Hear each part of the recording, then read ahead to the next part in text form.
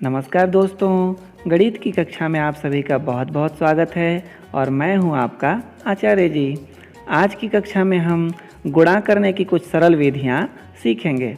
इन विधियों को हमारे भारत के ही एक गणितज्ञ स्वामी भारती कृष्ण तीर्थ ने अपनी किताब वैदिक गणित में बताया है। ठीक है, तो चलिए शुरू करते हैं। पहले हम सीखते हैं एक न्यूनन विधि से हम कैसे गुणा करेंगे। ठीक है, एक न्यूनन विधि से हम सिर्फ ऐसी दो संख्याओं को गुणा कर सकते हैं जिनमें से एक संख्या में सिर्फ 999 हो। जैसे 241 में हमको गुणा करना है 999 का। ठीक है, तो आप देख पा रहे हैं यहाँ कि पहली संख्या तो 241 है, दूसरी संख्या क्या है 999। इसमें सिर्फ 999 है। तो ऐसी ही संख्याओं को हम एक न्यूनन विधि से गुणा कर सकते हैं जिनमें कि एक संख्या में सिर्फ 9 अंक हों। ठीक है, तो ये हम पहला उदाहरण लेते हैं और इसको हल करना सीखते हैं। तो इसका उत्तर जो है दो भाग में आएगा, तो हम यहाँ पे दो खंड बना लेते हैं। ठीक है, अब क्या करना है, एक न्यूनन का मतलब होता है एक कम। ठीक है, तो 241 का एक न्यून, एक कम करिए 241 में तो कितना होगा 240, है ना।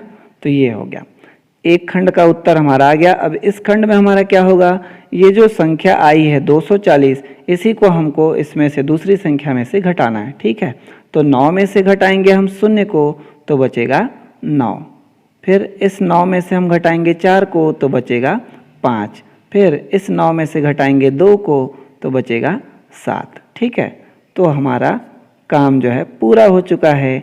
तो हमारा उत्तर क्या हुआ, 241 गुणा 999 बराबर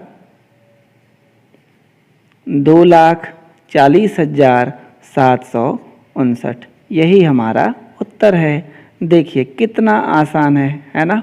यहाँ तो हमने गुणा किया ही नहीं और गुणनफल हमको प्राप्त हो गया। तो अब हम एक दूसरा उदाहरण ले लेते हैं। पिछले उदाहरण में हमने देखा था कि इस ओर की संख्या में भी 3 अंक थे और दूसरी ओर की संख्या में भी 3 अंक थे, लेकिन यहाँ पे क्या है, पहली संख्या में सिर्फ 2 अंक हैं और दूसरी संख्या में 4 अंक हैं। तब इनको कैसे हल करेंगे हम, तो पहली संख्या के आगे भी शून्य लगाकर दोनों ओर की संख्याओं में अंकों की संख्या समान कर लें। ठीक है,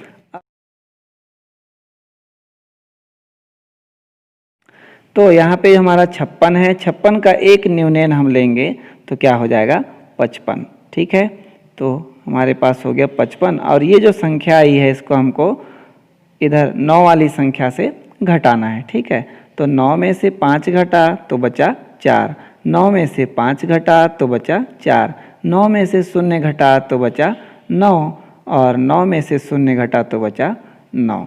तो हमारा गुणा जो है पूरा हो गया। अतः 56 गुणा 9,999 बराबर 5,59,944। ये हमारा उत्तर होगा। हम एक और उदाहरण लेते हैं।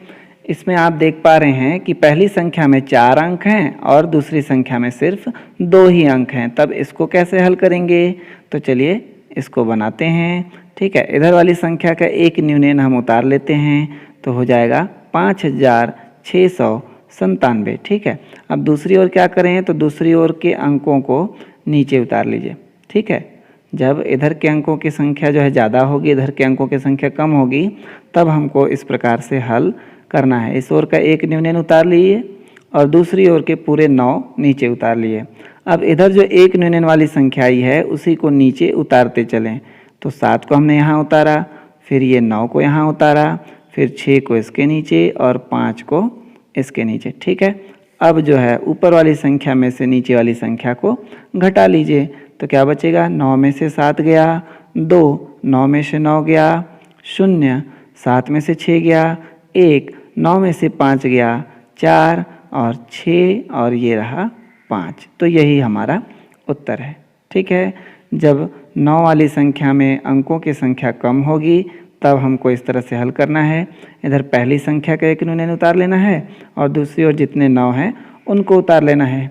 ठीक है, फिर उसके बाद इनके नीचे जो है हमको एक न्यूनयन वाली संख्या को लिख लेना है। एक अंक के नीचे एक अंक उतार लेना है। ठीक है, उसके बाद घटा देंगे ऊपर वाली संख्या में से, तो हमारा उत्तर मिल जाएगा। तो क्या हुआ, अतः 5698 गुणा 99 बराबर 5,64,102।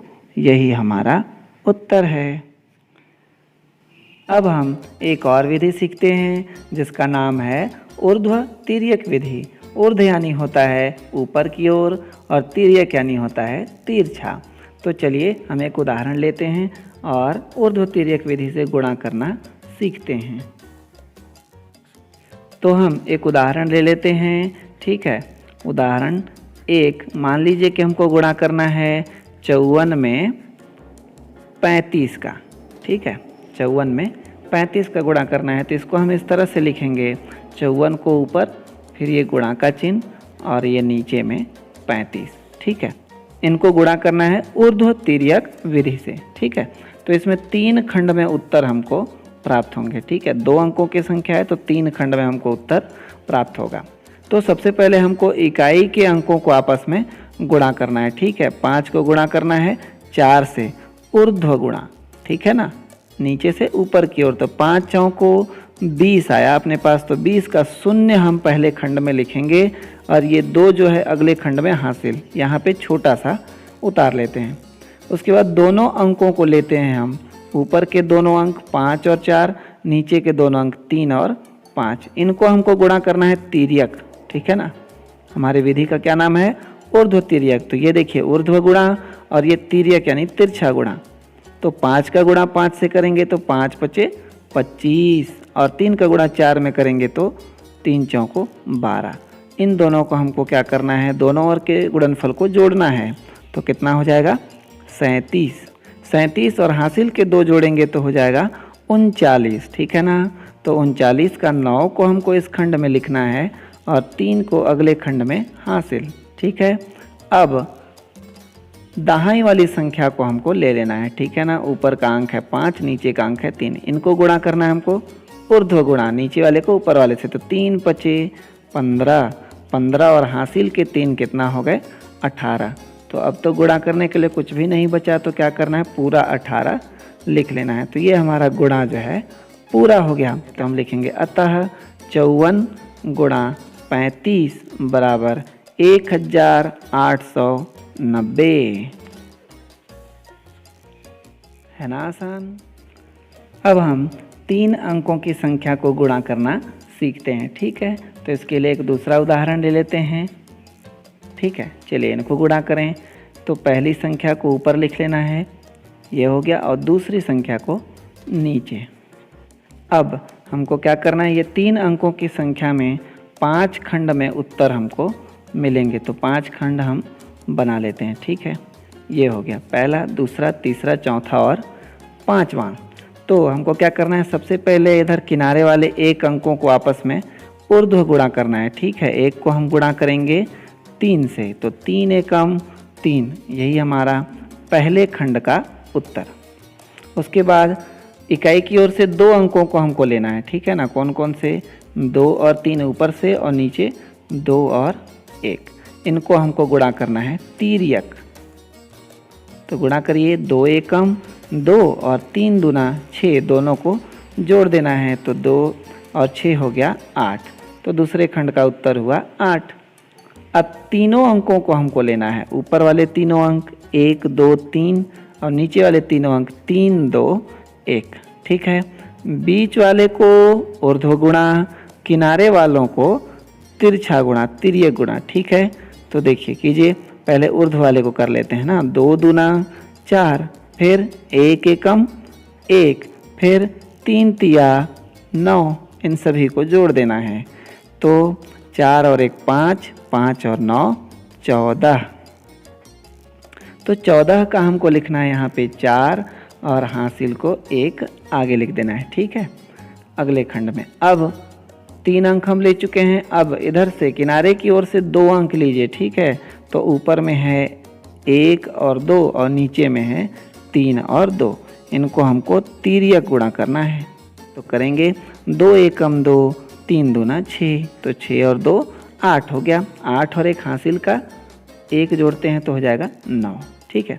अब इस ओर का किनारे का 1 अंक हमको लेना है, तो ऊपर में है 1 और नीचे में है 3, तो हम गुणा करेंगे 3 एकम 3, तो यहाँ पे हमारा हो जाएगा 3, ठीक है। तो यही हमारा उत्तर है। अतः 123 गुणा 321 बराबर 39483, 39,483। यही हमारा उत्तर है। अच्छा, हम अपने उत्तर की जांच कैसे करेंगे कि वो सही है या गलत? तो चलिए अपने उत्तर की जांच करना सीखते हैं। हम पिछले उदाहरण के ही उत्तर की जांच करते हैं। इसके लिए हम इस प्रकार की रेखाएं बना लेते हैं। इसमें 4 खंड बन गए हैं। बाएं खंड में हम पहली संख्या का बीजांक लिखेंगे। बीजांक यानी इस संख्या के सभी अंकों को 1 अंक प्राप्त होने तक जोड़ना। जो 1 अंक प्राप्त होगा वही बीजांक कहलाएगा। तो बाईं ओर पहली संख्या का बीजांक, दाहिनी ओर दूसरी संख्या का बीजांक।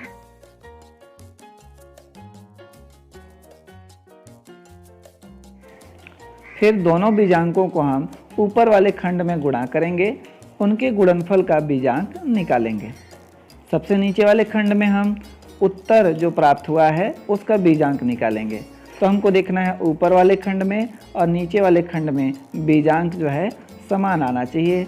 अगर समान आए तो हमारा उत्तर सही है। तो इसी तरह हमको सभी प्रश्नों के उत्तर की जांच करनी है। आज के वीडियो में बस इतना ही। फिर मिलेंगे अगले वीडियो में। तब तक हंसते रहिए, मुस्कुराते रहिए और सीखते रहिए, क्योंकि सीखना ज़रूरी है।